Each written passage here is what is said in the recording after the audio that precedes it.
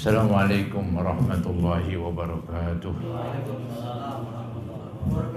Alhamdulillah wassalatu wassalamu ala asyrafil khalqillah Sayyidina wa maulana Muhammad ibn Abdullah wa ala alihi wa ashabihi wa man tabi'ahu wa nasarahu wa wala wa la hawla wa la quwata illa billah, amma ba'd.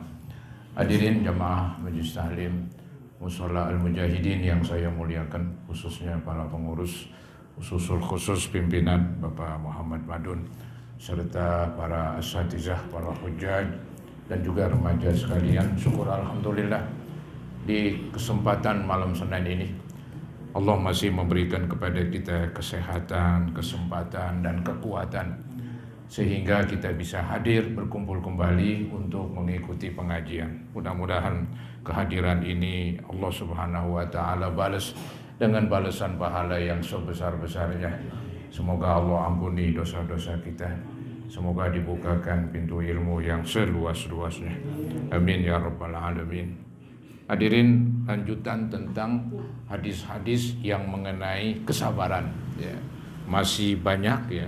Malam hari ini memasuki hadis nomor 20 ya, tentang yaitu ada hubungannya dengan kesabaran. Walaupun hadisnya ceritanya panjang, ada bermacam-macam bahasan, tapi yang difokuskan ini yang sesuai dengan judul yaitu kesabaran. Jadi sabar sangat dibutuhkan di dalam kehidupan kita, karena hidup ini tak luput dari ujian dan cobaan. Ada yang ujiannya berat, ada yang mungkin sangat berat, ada yang sedang-sedang, ada yang kecil. Pokoknya nggak adalah orang tanpa ujian ya. Memang demikian kehendak Allah. Dia menciptakan kita, nggak dibiarin setelah diciptakan begitu aja. Diuji saudara-saudara ya, biar ketahuan sampai di mana kesabarannya. Nah, kita orang Islam ya, mau nggak mau sesuai dengan ajaran agama, mau nggak mau sabar ya. Ingat, arti sabar itu lebih banyak ya mengekang kemarahan kita, kendongkolan kita terhadap hal-hal yang nggak enak. Yang namanya musibah kebanyakan nggak enak ya. Penyakit kah ya, dagang rugi, duit hilang, dicuri ya, tubuh luka, dan macam-macam lah ujian ya. Semuanya nggak enak ya. Nah, ini semua perlu dihadapi dengan tabah ya, dengan lapang dada. Nggak boleh kita marah-marah begitu. Kemudian silakanlah berusaha mencari jalan keluarnya ya. Kalau sakit, jalan keluarnya ya seperti berobat begitu. Dagang rugi, jalan keluarnya ya dipikirin apa penyebab rugi ya, cari di mana kesalahannya, kemudian perbaiki begitu ya. Kalau terjadi kebakaran juga demikian, kenapa terjadi kebakaran, apa penyebabnya begitu. Kemudian usahakan bagaimana jalan keluarnya. Ya begitulah orang Islam, dia nggak boleh menyerah. Ya, maka nggak pernah saya bilang sabar itu menyerah, nggak ada. Yang ada memang sabar nerima dalam arti nggak marah-marah, begitu. Sabar artinya lapang dada artinya ya nggak marah-marah juga. Yang penting dihadapi dengan ketabahan, apapun musibah yang dideritanya. Ya. Nanti walaupun ini musibah sakit, nggak enak, getir, pahit, tapi ada hasilnya yaitu manis. Nah, nanti akan diterangkan tuh beberapa hadis juga sudah yang lalu itu, bahwa Allah akan balas dengan musibah yang dihadapin dengan kesabaran, dibalas dengan pahala, dibalas dengan ampunan, dibalas nanti ditingkatkan kedudukannya di sorga ya. Jadi balasannya berganda-ganda, balasannya berlipat-lipat, karena memang sabar itu susah ya, nggak mudah begitu. Ini ada cerita seorang bapak, bayinya meninggal ini ya, kita lihat ceritanya ini. Wa an Anasin radhiyallahu an. Hadis dari Anas bercerita, kana ibnun li Abi Tolhata radhiyallahu an. Adalah seorang anak dari seorang bapak namanya Tolha. Ini Tolha punya anak ya, masih kecil, yastaki, dalam keadaan sakit begitu. Fakharaja Abu Tolha, ceritanya bahwa si bapak ini keluar ya keluar urusan mungkin ya dagang ataupun mencari rezeki begitu. Yang penting anak yang sakit ya bersama nyaknya. Anak yang sakit ya dirawat oleh ibunya. Si bapak ya biasalah tugasnya dia keluar tuh katanya. Fakharaja Abu Tolha. Abu Tolha keluar ya. Faqubidas sabi. Cerita singkatnya, tahu-tahu di hari itu anaknya meninggal. Abu Tolha nggak tahu dia lagi keluar gitu ya. Falamma raja'a Abu Tolha. Nah ceritanya ini Abu Tolha pulang dah katanya. Setelah pulang dia bertanya, ma fa'ala ibni, apa keadaan anak saya begitu. Anak kita bagaimana tuh? Nah si istri menjawab, qalat Ummu Sulaim, namanya Ummu Sulaim, berkata istri, wahia Ummu Sobi, dia adalah ibu dari anak tersebut, huwa askanu makana, dia wahai suami lebih tenang dari sebelumnya. Omongannya begitu, dia lebih tenang dari sebelumnya. Ya ini nggak sembarangan ini istri yang tabah ini. Biasanya orang perempuan paling kepukul ketika anaknya meninggal. Lebih-lebih di negara Arab begitu, guling-guling biasanya. Ya, bukan main berkabungnya tuh seorang ibu kalau anaknya meninggal ya. Dia paling kepukul lah dibandingkan bapak begitu. Kadang-kadang bapaknya udah selesai sedihnya, udah berhari-hari kan kelupaan. Nah, bininya ini nyaknya mewek mulu begitu, ingat dia nangis lagi, nggak maju banget kalau begini. Ya, jadi semuanya jadi sedih gara-gara diingat anaknya dia nangis. Ya. Sedangkan suaminya udah ya agak lama kelamaan kan hilang.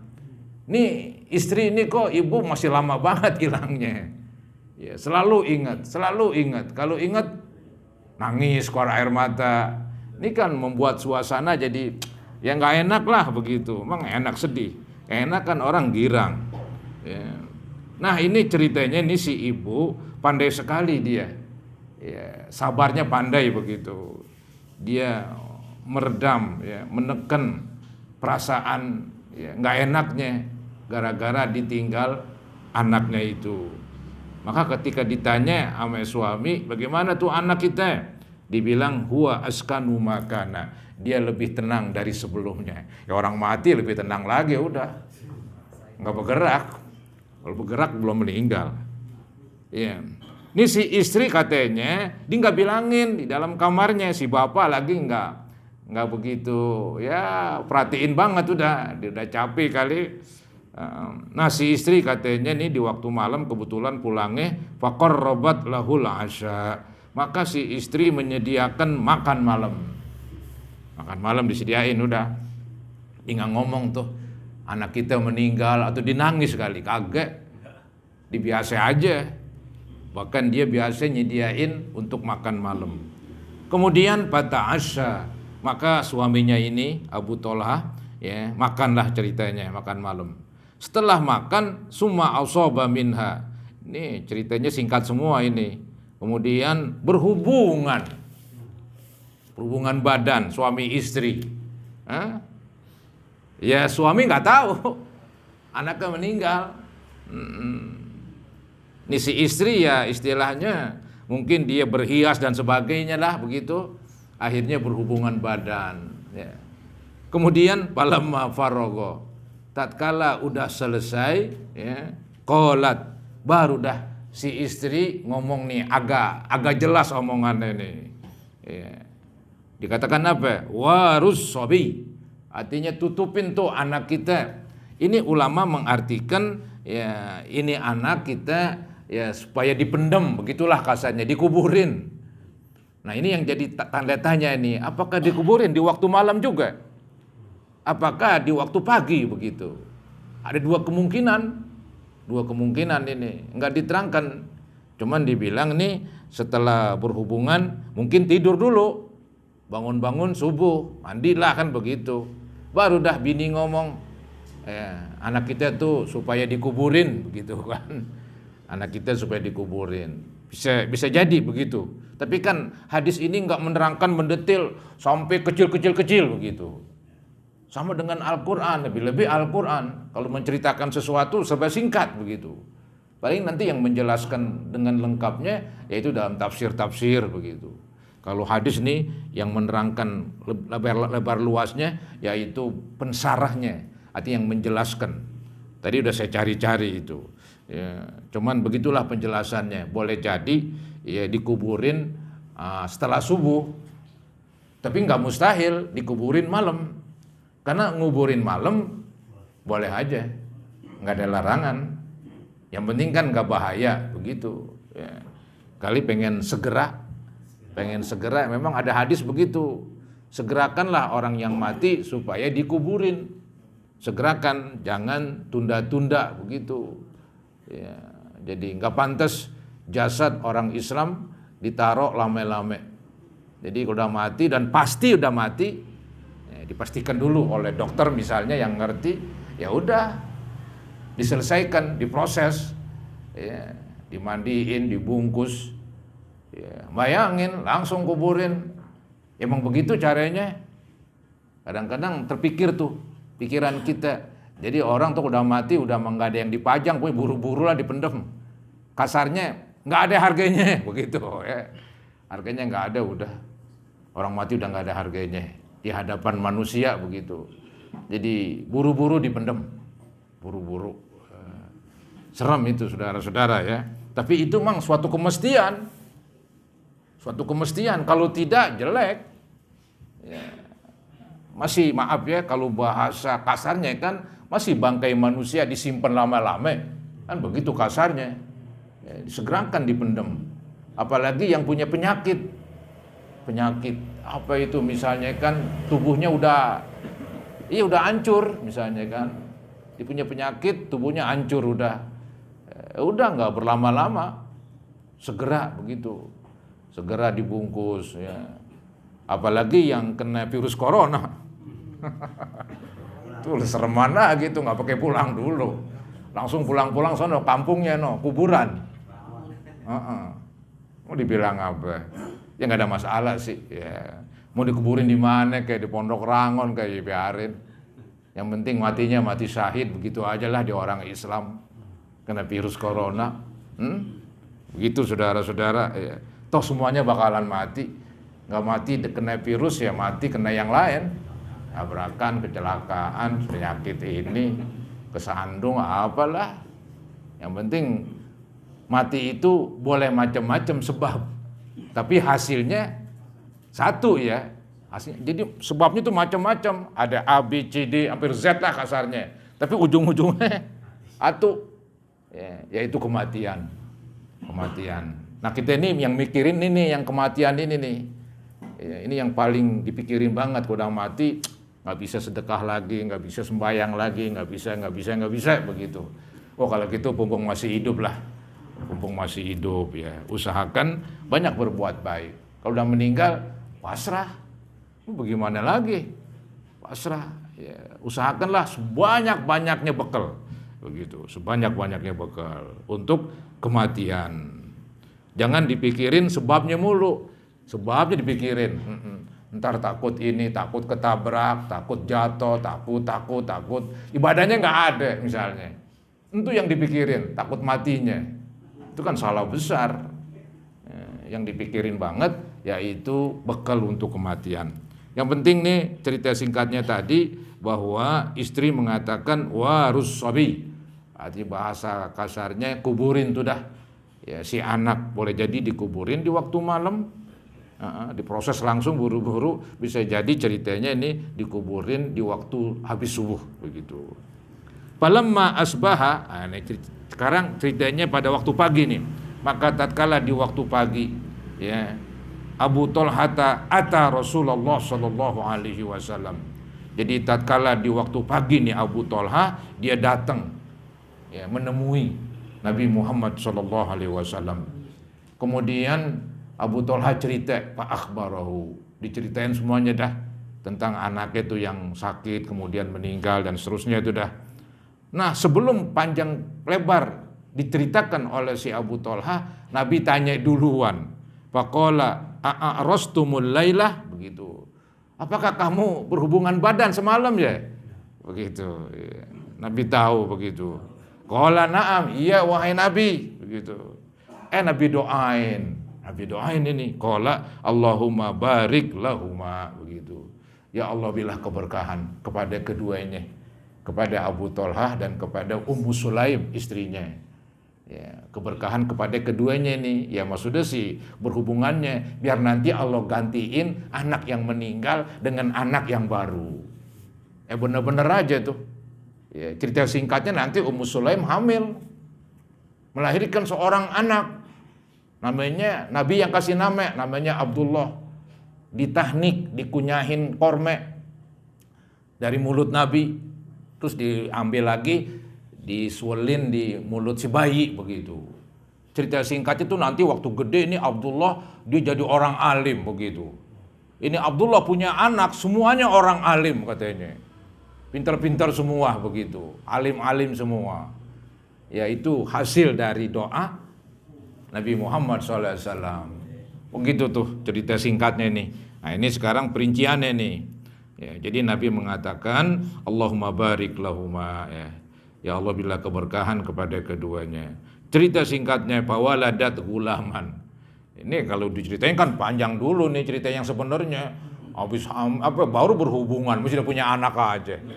Belum sejam cerita udah. Tapi kan begitu memang cerita singkatnya. Mau lama-lama wah repot. Kita pengen tahu ujungnya nih. Hasil nih cerita kan begitu. Iya, jadi dikatakan di sini fawaladat gulaman. Cerita singkatnya nih si ibu Ummu Sulaim melahirkan anak. Faqala li Abu Thalhah. Abu Thalhah menyuruh Anas, ya, ihmilhu, bawa ini anak, ya. Hatta ta'tiya bihin nabiyyu sallallahu alaihi wasallam, ya. Hatta ta'tiya bihin nabiyya sallallahu alaihi wasallam. Bawa ini anak sampai ketemu dengan Nabi. Wa ba'atsa ma'ahu bitamarat. Kemudian juga si Anas ini dikasih korma oleh Abu Thalhah, ya, supaya nanti dipapakin. Kenal dipapakin? Ya, papakin, ya dihalusin pakai mulut begitu. Jadi dikatakan di sini apa dibilang wa ba'atsa ma'ahu bitamarat. Abu Thalhah memberikan kepada Anas beberapa butir korma. Ya. Nah sampai di tempat Nabi tanya, ama'ahu syai'un, apakah bersama bayi ini sesuatu? Maksudnya ada buahan atau apalah yang dibawa begitu.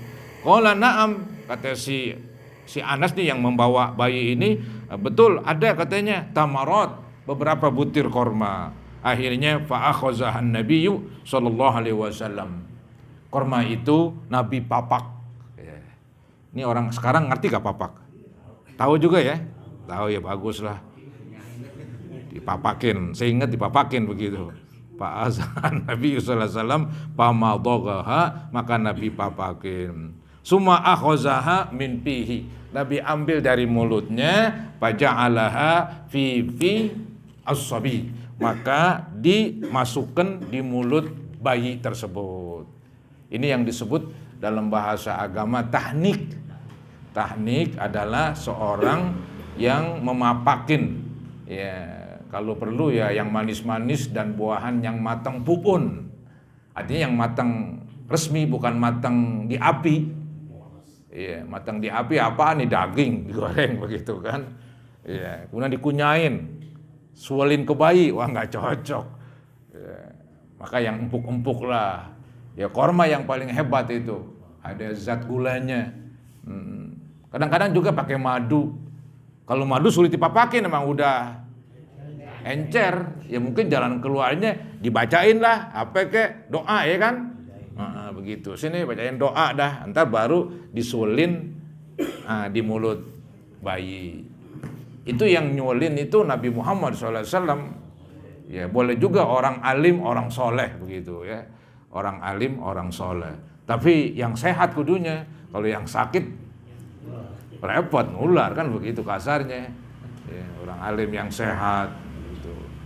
Ya begitu memang dikerjakan oleh Nabi Muhammad SAW kepada anak-anak sahabat beliau.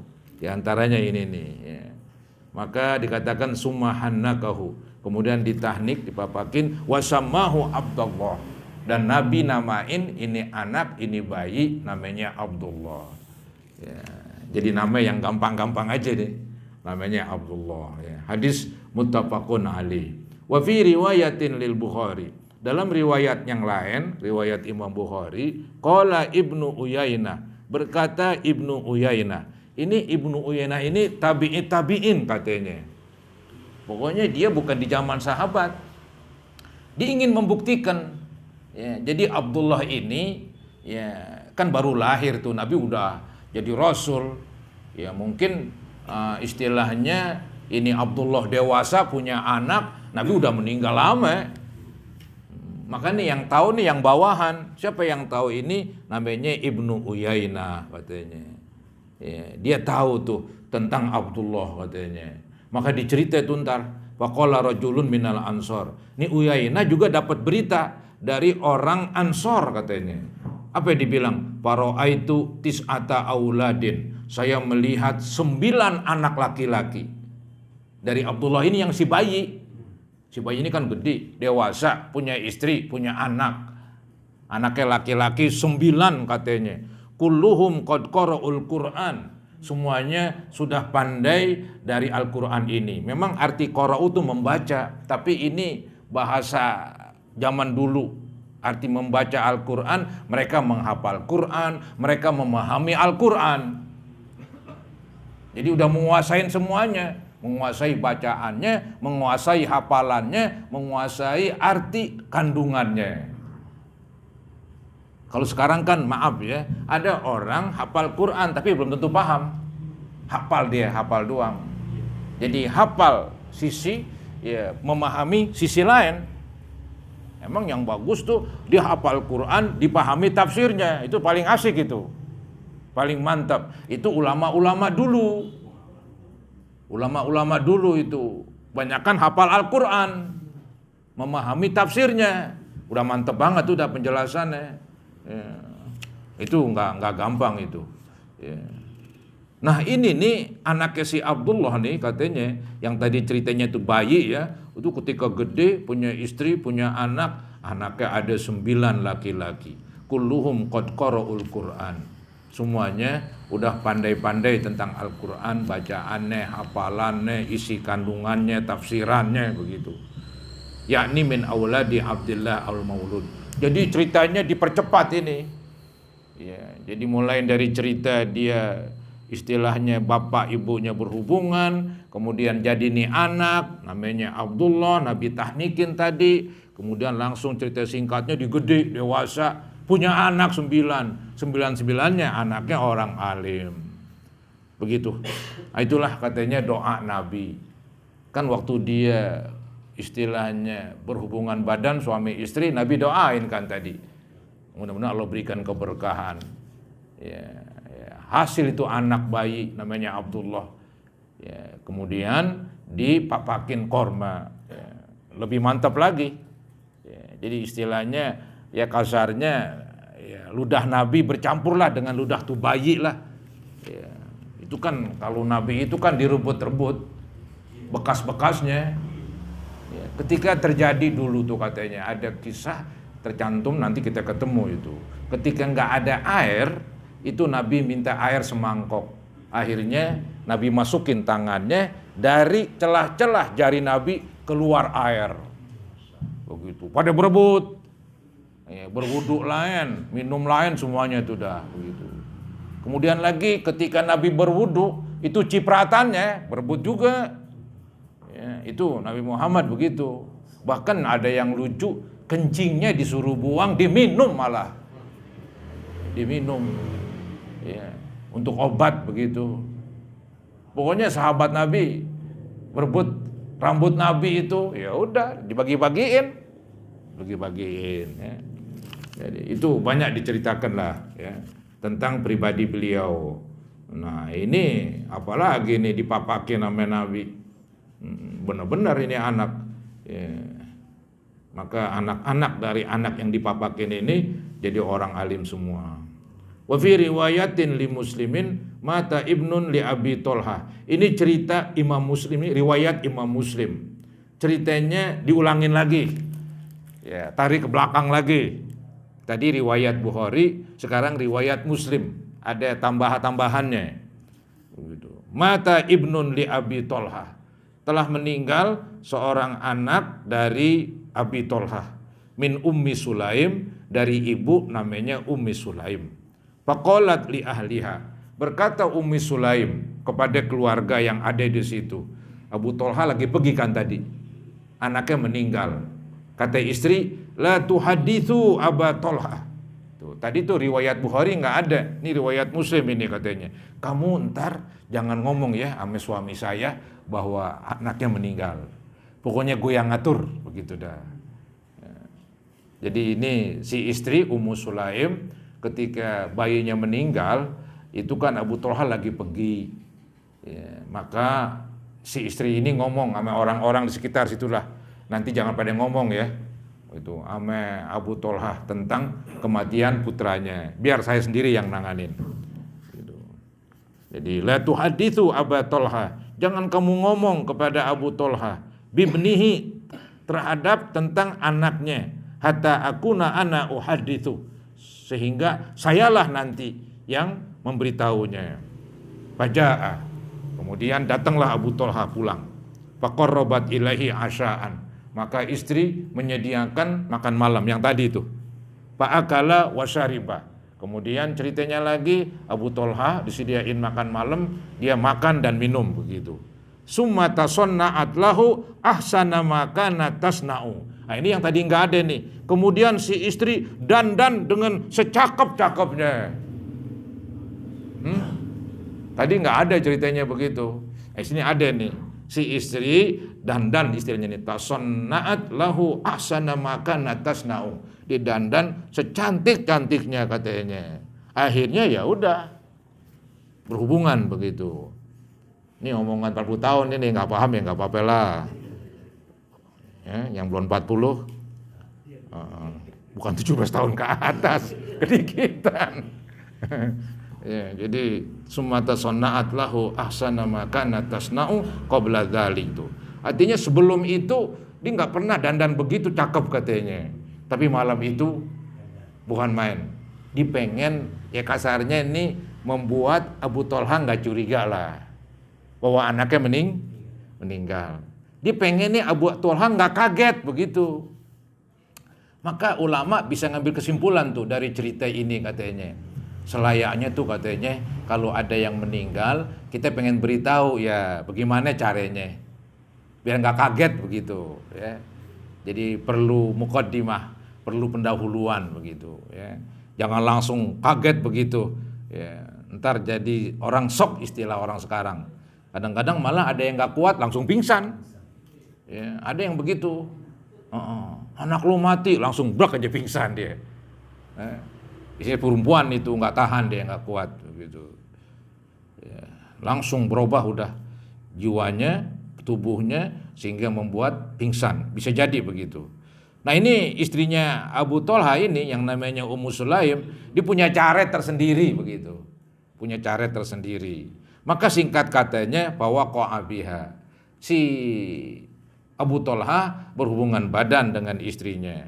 Falamma an ra'at annahu qad syabi'a wa asaba minha. Tatkala si istri sudah ngelihat ini, sudah mengetahui bahwa suaminya udah kenyang, makan, minum tadi, udah berhubungan, ya puaslah katanya dah katanya. Qalat, baru dimasukin nih omongan. Dibilang ya Abu Tolha, wahai suami Abu Tolha. Ara'aita law anna qauman a'aru 'ariyatahum ahla baitin.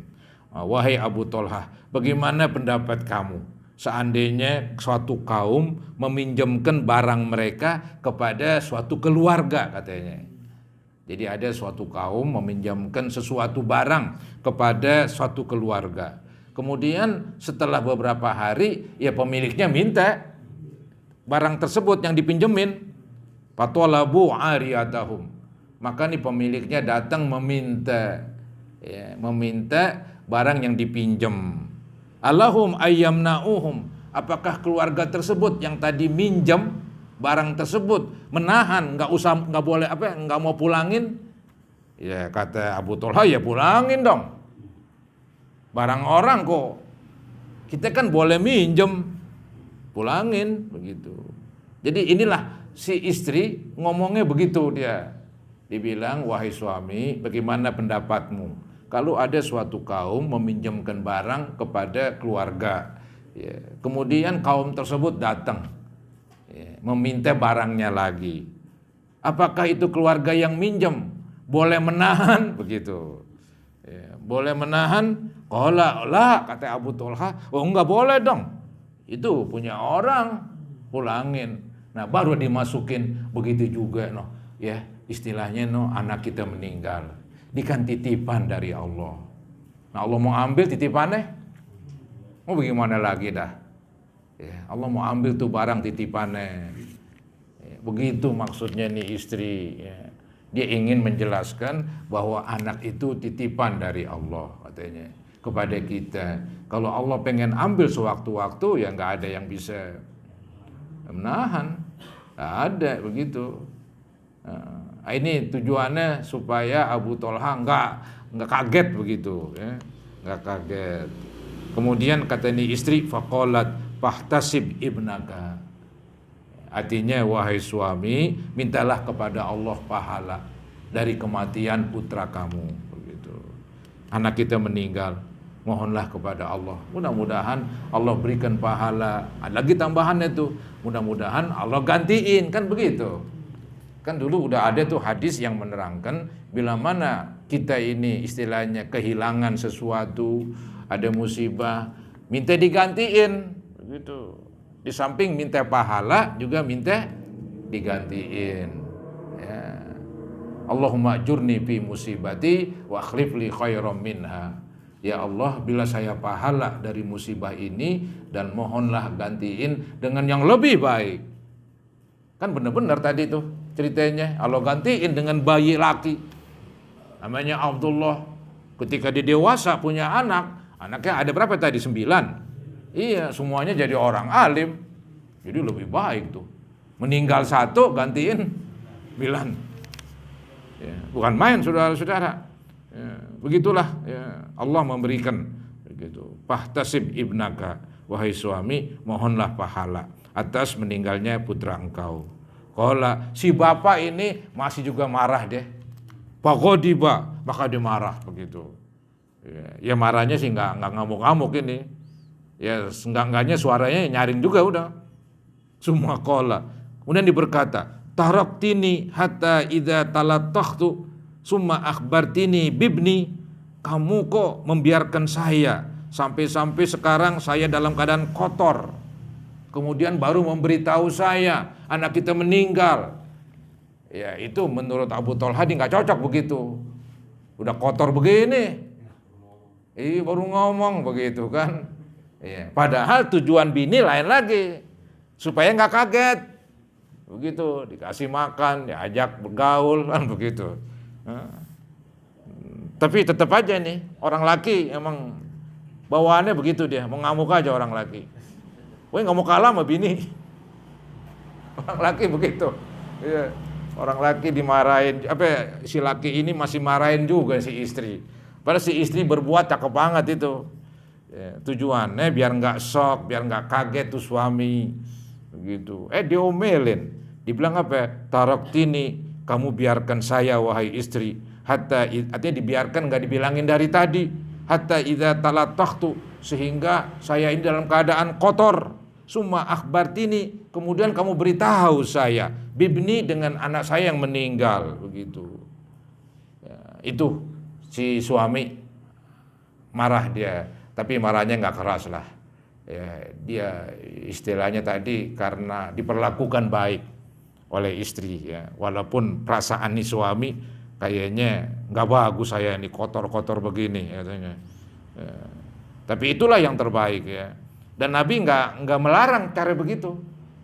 Nabi nggak ngomel. Ya. Bahkan Nabi bilang semalam kamu berhubungan ya begitu. Nabi tahu malah. Maka di sini dibilang pantolako. Ya, cerita singkatnya ini ya tadi si anak ini, si bayi kan dikuburin lah ceritanya. Ya, ceritanya dikuburin begitu. Dikuburin ya dia nemuin Nabi, ya Nabi bilang didoain kan, terus punya anak lagi. Nah ini cerita punya anak lagi nih, udah lahir lagi nih yang kedua. Nah, tadi kan meninggal. Ya, sekarang nih cerita singkatnya fantolako, maka bertolaklah. Ya,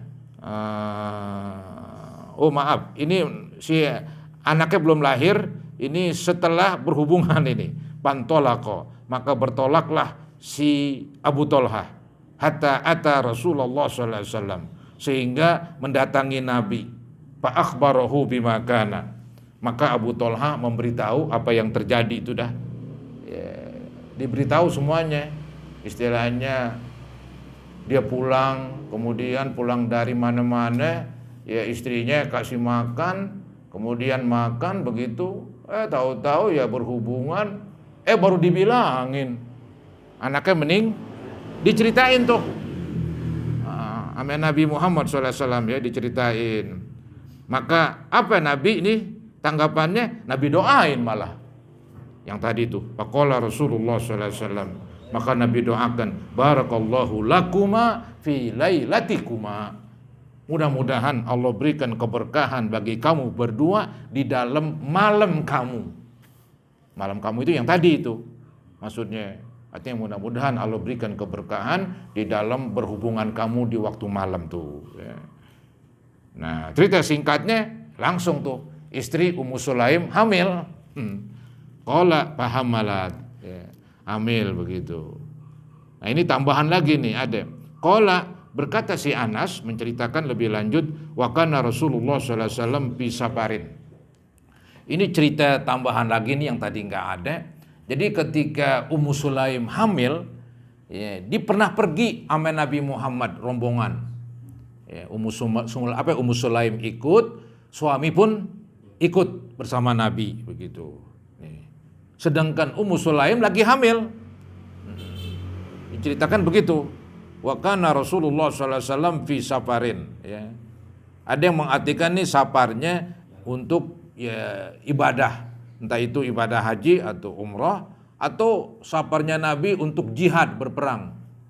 Memang kadang-kadang tuh Nabi bawa juga tuh istri atau perempuan-perempuan karena nanti mereka membantu pengobatan. Ya, dalam peperangan, apalagi perang zaman dulu kan pakai pedang. Ya, ada yang selamat tapi kan luka-luka ada aja. Nah itu pegawai palang merahnya perempuan-perempuan. Ya, itu memang perempuan nggak dikasih berperang, diboleh di belakang medan perang untuk mengobati para pejuang yang luka begitu. Boleh jadi itu nih, cuman nggak diterangkan dalam hadis apakah ini Ummu Sulaim dan Abu Tolha pergi bersama Nabi untuk suatu ibadah seperti umrah atau haji, atau pergi untuk suatu peperangan. Nggak diterangkan begitu. Ya, itu nggak penting lah. Yang penting nih cerita singkatnya Ummu Sulaim dan suaminya Abu Tolha pergi bersama Nabi, begitu. Ya. Dikatakan fi safarin, ini safar berarti jauh. Wahiyya ma'ahu, sedangkan istri ya bersama Abu Tolha ikut. Ya. Wa kana Rasulullah sallallahu alaihi wasallam idza atal madinata min safarin. Nah ini diceritakan tentang pribadi Nabi nih. Nabi kalau datang ya pulang ke Madinah min safarin dari bepergian, la yatrukuha turuqan. Beliau tidak datang di waktu malam. Maksudnya tuh Nabi punya cara kalau pulang dari mana-mana, ogah pulangnya malam. Begitu. Pengennya sampai di rumah siang. Kenapa bisa begitu? Ada yang menjelaskan supaya enggak nyibukin, enggak nyusahin istri-istri di rumah. Kalau malam itu menyibukkan mereka, apalagi malam gelap, ntar butuh ini, butuh itu, ya, agak repot begitu. Jadi Nabi kasarnya ogah merepotkan para istri. Maka ketika beliau pulang, selalu beliau memilih pulangnya di waktu siang. Itu cara beliau itu. Ya nggak wajib sih kita ngikutin ini, begitu. Lihat keadaan lah, apalagi zaman sekarang, walaupun pulang malam ada HP kan. Ya. Itu juga dari airport udah ngomong duluan, ada telepon duluan, mau pulang begitu kan. Ntar yang di rumah kan udah heboh, udah siap-siap kan begitu. Ini pulangnya pulang dari bepergian jauh ini, bukan pulang kayak dari sini, dari Warung Buncit, dari Blok M, dari Tanah Abang. Itu sih bukan bepergian jauh, bukan sapar namanya. Ya, ini bepergian sapar. Jadi pulang jauh yang membuat keluarga pada rindu begitu. Maka Nabi sengaja tuh ogah pulang malam. Karena kalau pulang malam merepotkan mereka. Itu yang disebut la yatrukuha turuqan. Tidaklah Nabi pulang di waktu malam selepas bepergian jauh. Dia selalu pulang siang. Pada nauminal Madinah, singkat katanya Nabi beserta rombongan, tadi ada Abu Thalhah, ada Ummu Sulaim, begitu kan, datang ya pulang ini udah dekat kota Madinah. Tahu-tahu Ummu Sulaim sakit perut. Aduh. Iya ini, sakit perut lagi hamil. Dikatakan fadarabahal makhadu, maka si Ummu Sulaim mengalami sakit perut seperti orang mau melahirkan. Biasa itu dah. Al-mahad ini istilahnya sakitnya sakit mau melahirkan. Jadi fadarabaha al-makhadu. Tahu-tahu si Ummu Sulaim merasa sakit seperti sakit mau melahirkan. Akhirnya ya Abu Thalhah dan Ummu Sulaim nggak bisa bareng bersama Nabi pulang ke Madinah. Dia baru sampai di pinggiran kota. Begitu. Akhirnya Ummu Sulaim dan Abu Thalhah dia istilahnya berdiam dulu sebentar. Berdiam karena perutnya sakit, nggak langsung meneruskan perjalanan. Begitu. Fahtabasa alaiha Abu Thalhah. Maka Abu Thalhah tertahan dengan sebab istrinya sakit perut. Maka Nabi pun melanjutkan perjalanan. Ya, Nabi melanjutkan perjalanan, Abu Thalhah dengan istrinya, mungkin ditambah dengan rombongan kali, nunggu sebentar. Karena bininya lagi sakit perut, masih sakit perut jalan juga begitu. Mungkin ini pakai onta ini, ada sekedup, ada rumah-rumahan onta begitu ya. Biasanya begitu. Wantolaqa Rasulullah sallallahu alaihi wasallam. Nabi Muhammad terus bertolak ke kota Madinah. Ya, Ummu Sulaim ya, dan Abu Thalhah serta beberapa orang tinggal sejenak di situ untuk melihat perkembangan. Ini ntar apakah mau beranak di sini? Kan begitu. Maka ada istilah orang-orang beranak ya jangan kemana-mana dah, udah hamil tua. Takut melahirkan di jalan. Repot ntar siapa yang nolongin? Kalau ada bidan di situ, ya kan? Repot itu. Qala yaqulu Abu Thalhah. Abu Thalhah cerita ini, innaka la ta'lamu ya Rabb. Oh, Abu Thalhah berdoa ini. Innaka la ta'lamu ya Rabb. Sesungguhnya engkau ya Allah Maha mengetahui. Annahu yu'jibuni, bahwasanya saya ini merasa senang an akhruja ma'a Rasulillah sallallahu alaihi wasallam, keluar bersama Nabi. Idza kharaja, ketika Nabi keluar. Wa adkhula ma'ahu idza dakhala. Dan juga saya senang ya Allah masuk ke kota Madinah bersama Nabi. Di berdoa tuh, ya, wahai Allah, saya ini selalu bersama Nabi, senang begitu. Nabi keluar, saya ikut rombongan beliau. Nabi masuk kota Madinah, saya pun ikut masuk katanya. Wa qad ihtabastu bima tara. Engkau melihat ya Allah, saya sedang tertahan, nggak bisa melanjutkan bersama Nabi. Ya. Tahu-tahu apa? Taqulu Ummu Sulaim. Ketika habis berdoa, Ummu Sulaim berkata, ya Abu Thalhah, ma ajidul ladzi kuntu ajid. Sekarang saya nggak sakit lagi dah. Ya jalan lagi udah. Ya, bukan main. Doanya diterima langsung. Ya, dia berdoa, ya Allah saya senang bersama Nabi, baik keluar bepergian atau masuk ke kota Madinah. Sedangkan sekarang saya nggak bisa masuk ke kota Madinah karena istri sedang sakit mau melahirkan begitu. Tahu-tahu istrinya ngomong langsung, wahai suami, ini udah nggak sakit lagi perut, ya udah jalan lagi. Maka dibilang intolik, ayo bertolak, ayo berangkat. Pantolakna, maka kami berangkat lagi. Wa darabahal makhadu. Ya, kemudian sampai di rumah sakit perut lagi. Hina qadima bawaladat gulaman, dan cerita singkatnya lahirlah seorang anak laki-laki. Yang tadi tuh yang dibawa ke rumah Nabi, dipapakin, dikasih nama kan begitu. Jadi kesimpulannya lahirnya di rumah tuh dah. Ya, tadi udah sakit perut di perjalanan. Ya, Abu Thalha udah meriang, udah repot nih urusan. Ya, diberdoa, doanya diterima.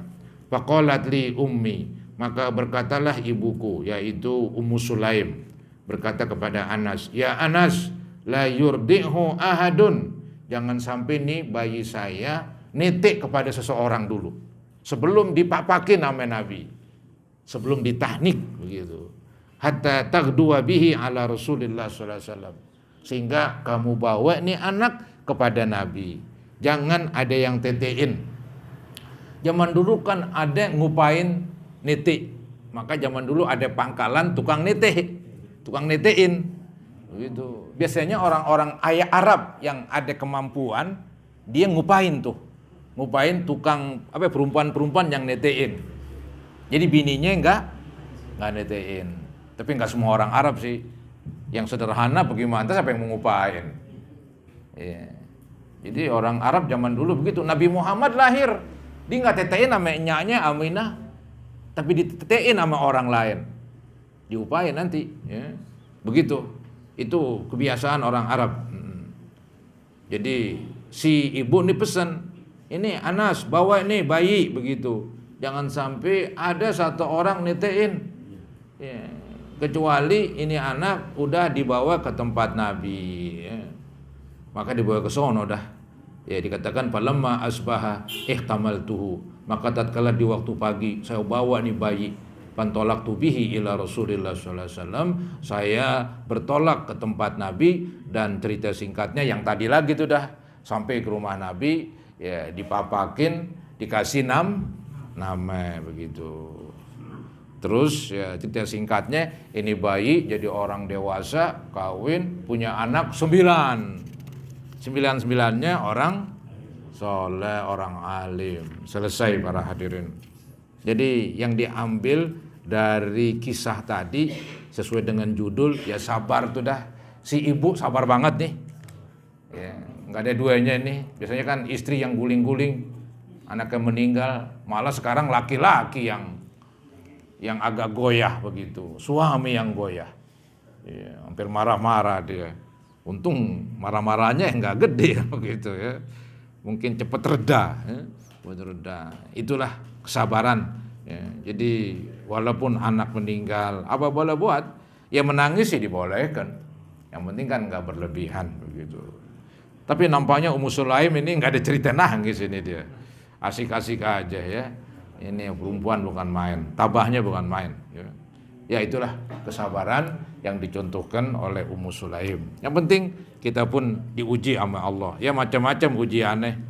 Yang penting hadapilah ya ujian-ujian tersebut dengan penuh kesabaran. Mudah-mudahan Allah Subhanahu wa taala memberikan kepada kita sifat sabar, menghiasi hati kita dengan sifat sabar dan dijauhkan dari sifat yang tidak sabar.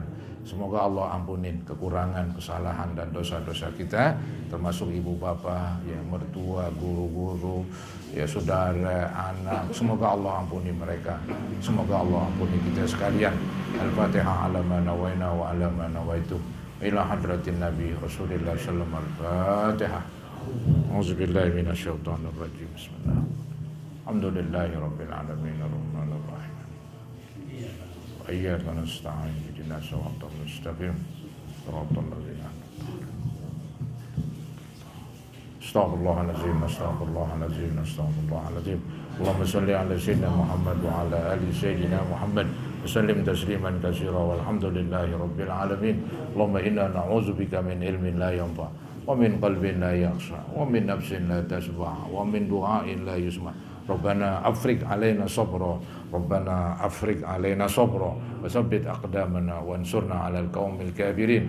Allahumma ighfir lil muslimina wal muslimat wal mu'minina wal mu'minat al ahya'i minhum wal amwat. Rabbana atina fid dunya hasanah wa fil akhirati hasanah wa qina azabannar. Wa sallallahu ala sayyidina Muhammadin wa ala alihi wa sahbihi wa sallam. Alhamdulillahi rabbil alamin. Kurang lebihnya mohon maaf. Assalamualaikum warahmatullahi wabarakatuh.